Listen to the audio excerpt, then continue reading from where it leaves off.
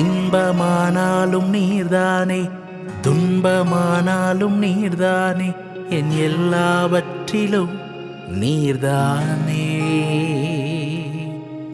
இன்பமானாலும் நீர்தானே. மைந்தன் தூய் ஆவியின் பிரியத ஆசீர்வாதம் நம் அனைவரையும் ஆசீர்வைத்து காப்பதாக. ஆமேன். எனக்கு அன்பான இறை மக்களே, இன்றைக்கு சிந்தனைக்காக உபாகமம் 27ஆம் அதிகாரம் 10வது வசனம். ஆகையால் நீ உன் கடவுளாகிய கர்த்தரின் சத்தத்துக்கு செவி கொடுத்து இன்று நான் உனக்கு விதிக்கிற அவருடைய கட்டளைகளின்படியெல்லாம் நியமங்களின்படியெல்லாம் செய்ய கடவாய் என்று சொன்னார். ஆண்டவருடைய பக்தனாகிய அழைப்பை பெற்ற மோசே இஸ்ரவேல் மக்களுக்கு அவர் சொல்லும்படியாக சொன்ன கட்டளை, இன்று நான் உனக்கு விதிக்கிற கட்டளைகளின்படியும் நியமங்களின்படியும் இன்று இன்று இன்று என்று சொல்லி யாத்திராகமம் புஸ்தகத்திலிருந்து உபாகமம் எண்ணாகமம் வரைக்கும் ஆண்டவராகிய கடவுள் அடிக்கடி பயன்படுத்துகிறார். ஏனென்றால் ஒவ்வொரு நாளும் கடவுளுடைய பிரசன்னம், கடவுளுடைய கட்டளைகள், கடவுளுடைய நியமங்கள், அவருடைய வழிநடத்துதல்கள் மிகவும் புதிதான ஒரு காரியங்கள். இன்றைக்கும் கூட அன்பான இறை மக்களே, பொறாமை குணம் கொண்டவர்களின் முகம் எப்பொழுதுமே சோகத்துடனே காணப்படும். பல நேரங்களில் பொறாமை இல்லாத முகங்கள் மகிழ்ச்சியாக காணப்படும். அவர்களது பார்வை எப்பொழுதுமே தாழ்ந்ததாக கீழ்நோக்கி இருக்கும். எப்போதும் நிலத்தை பார்த்து கொண்டிருப்பவர்கள் போன்று அவர்கள் காணப்பட்டாலும் உண்மையிலே அவர்களது கண்களுக்கு எதுவும் தெரிவதில்லை. ஏனென்றால் கடவுளுடைய கட்டளைகள் ஒவ்வொரு நாளும் புதியவைகள். அதனால தான் தாவீது அடிக்கடி உமது நியமங்களை எனக்கு போதித்தரும் என்று சொல்லி சங்கீதத்தில் அடிக்கடி தாவீது கேட்பார். உமது நியமங்களை எங்களுக்கு போதித்தருளும். ஆதியாகமம் 4ஆம் அதிகாரம் 8வது வசனத்தில் யாக்கோப்பினுடைய பிள்ளைகள் தங்கள் சகோதரன் யோசேப்பு மேல் கொண்ட பொறாமையால் அவர்கள் அவனை கொல்ல சதித்திட்டம் போட்டார்கள். அப்பொழுது கடவுளுடைய வழிநடத்துதல் ஆதியாகமம் 37:11வது வசனத்திலும் தானியேல், இனி சவுல் தாவீதின் மேல் கொண்ட பொறாமை தாவீதை கொல்ல. ஏனென்றால் நாளுக்கு நாள் நிமிடத்துக்கு நிமிடம் மனிதனுடைய எண்ணங்களும் செயல்களும் வாழ்வினுடைய சூழல்களும் மாறிக்கொண்டிருக்கிறது.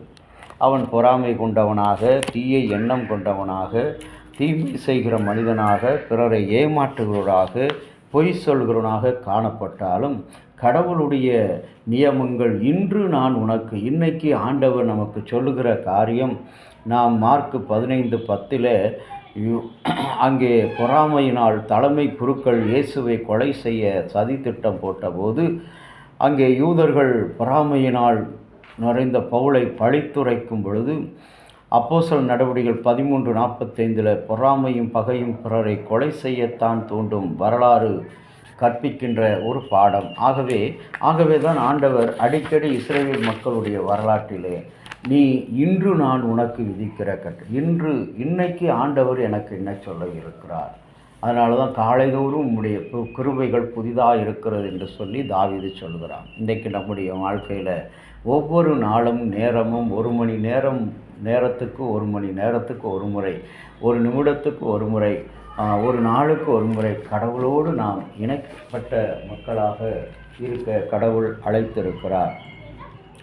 இன்றைக்கும் கூட ஆவியானவர் நம்மோடு கூட அதே வண்ணம் இன்றைக்கு நம்முடைய மக்களோடும் வாழுகின்ற வாழ்க்கையில் இன்றைக்கு பல உபதேசிமார்கள், பல ஊழியக்காரர்கள் பேய் ஓட்டுகின்ற காரியம் நாளுக்கு நாள் புதிதாக்கப்படுகிற ஒரு வல்லமையை கடவுள் கொடுக்கிறார். ஆகவே தான் ஒவ்வொரு தருணத்திலும் இஸ்ரவேல் மக்கள் தடுக்கி விழும்போதெல்லாம் இன்று நான் உனக்கு விதிக்கிற கட்டளைகளை நியமங்களின்படி கைக்கொள்வாயாக.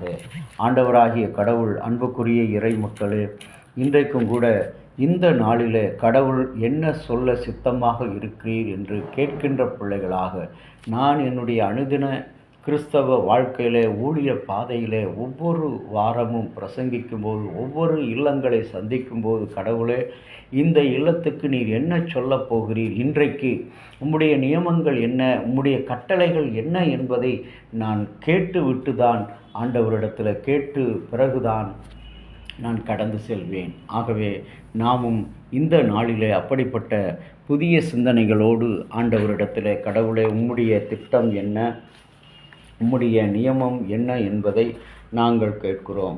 ஆண்டவருக்குள் அன்பான இறை மக்களே, ஒவ்வொரு நாளும் நாளுக்கு நாள் கிறிஸ்துவினுடைய அனுபவத்தில், ஆண்டவருடைய ஆவிக்குரிய வாழ்வில் நாம் புதிதாக்கப்படுகிற ஒரு வாழ்க்கையை சுதந்தரித்து கொள்ள கர்த்தர் அழைக்கிறார். ஜெபிக்கலாம். நேற்றும் இன்றும் என்றும் மாறாத நல்ல ஆண்டவரே, ஒவ்வொரு நாளும் உம்முடைய பிரசன்னம் எங்களை நிரப்பட்டும்.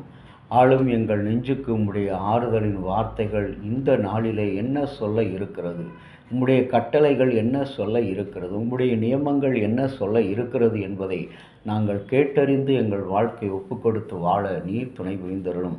இந்த ஆண்டு கடந்த ஆண்டை விட நீர் இந்த ஆண்டு எங்களை அதிகமாக ஆசீர்வதித்திருக்கிறீர். ஆண்டவரே, உமக்கு நாங்கள் எதை செலுத்துவோம் என்று இந்த நாளில் நாங்கள் வருகின்ற மாதத்துக்காக, அறுவடைக்காக ஆயத்தப்படுகிறோம். கடவுளே, அந்த நாளினுடைய தேவைகள் எல்லாவற்றையும், மக்களுடைய ஆயத்தங்கள், உதாரத்துவமான குணங்களை ஏவி எழுப்பும்படி நான் ஜெபிக்கிறேன்.